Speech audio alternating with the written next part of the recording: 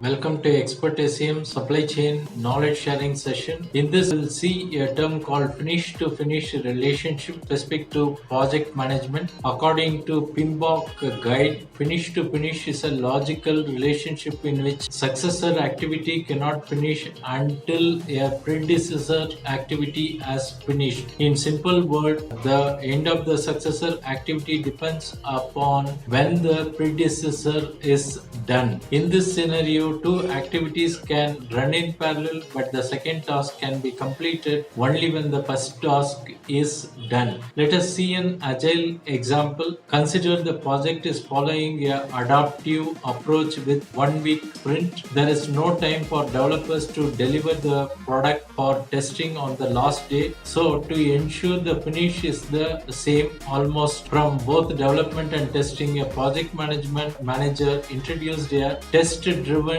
development framework where both can happen in parallel. In this approach, test cases were written at the beginning of the sprint. The tester runs them and all of them should fail. And as the sprint progresses, the developer and tester will keep working in parallel. Here the finish is same, but instead of following finish to start, we are not worried about starting the successor activity a little early. Finish to finish is the relationship where a successor activity cannot be completed before a predecessor activity finishes. Finish to finish is not commonly followed in general practice. Thanks for watching. Bye.